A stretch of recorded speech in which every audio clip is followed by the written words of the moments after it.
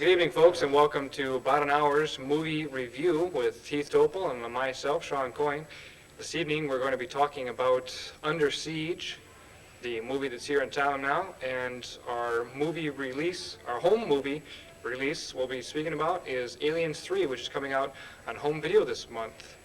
But Heath and I had a chance to just see Under Siege a little while back here, and I mean, one of the things we got to start about is saying that we both got a positive feeling, I would definitely say, from it. Most definitely, Sean. I think Warner Brothers really had a home run here with Under Siege.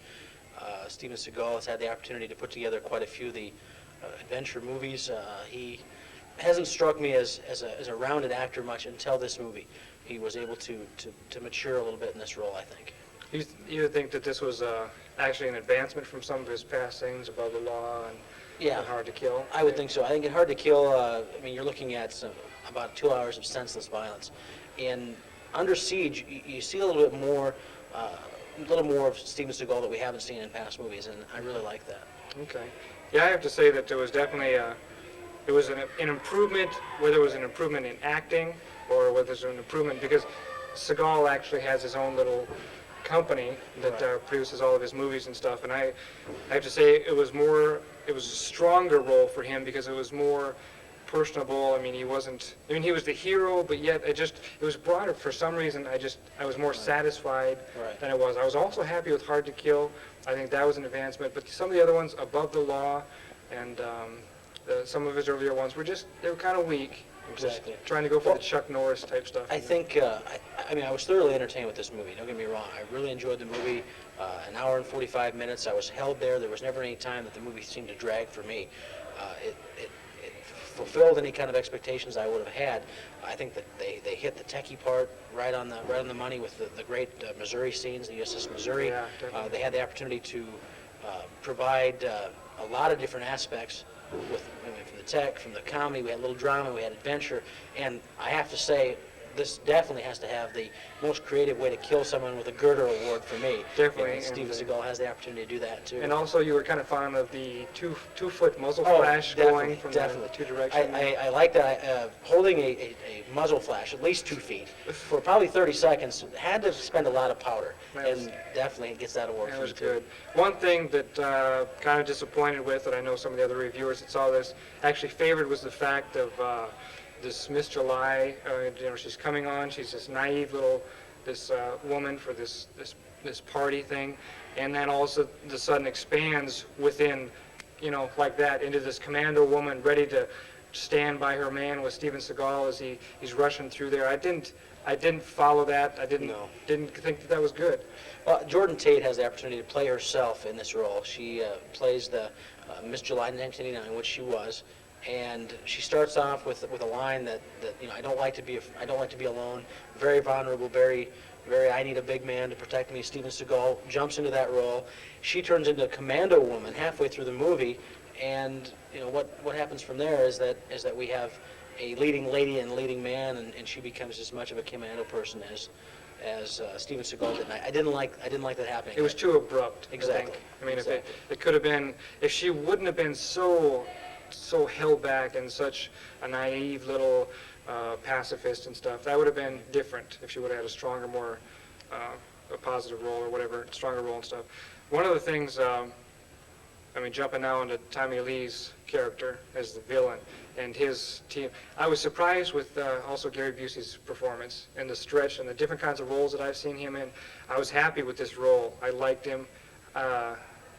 When I seeing Gary Busey in his early movies, I don't like him as the bad guy. Now I do. He was a good bad guy.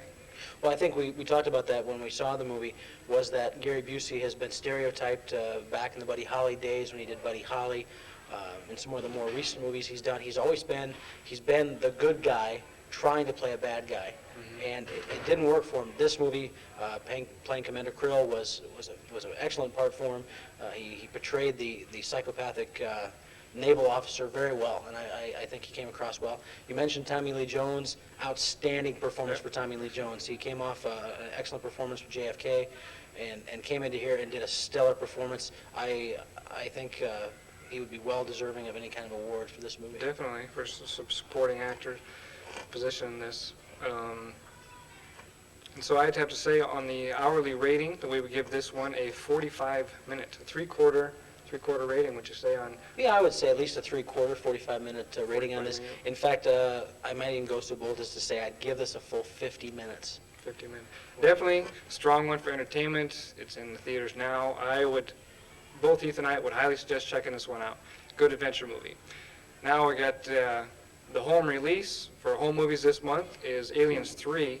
Now this was came out the summer of '92. July of '92 was the release date, July 21st, I believe. Okay, and now we're getting it a chance. I know that there's going to be a lot lost seeing this a home movie, but I think it's also going to be another good one to take home and enjoy again. Seeing it in the theater, there were a lot of things that I saw that I don't think I liked it as much as 1. You know? Well, if you're a true Aliens fan, 3 wouldn't do it for you. You can never substitute the true feeling that you get in an auditorium, being able to hear the Dolby surround sound, the big screen.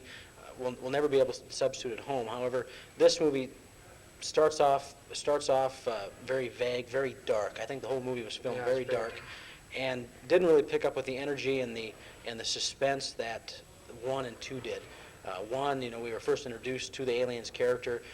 It built up to it. We didn't really see the aliens character until quite late in the movie. This movie, it started out with the senseless killing machine. Starts off right away. Everything was dark, and there was really no climax.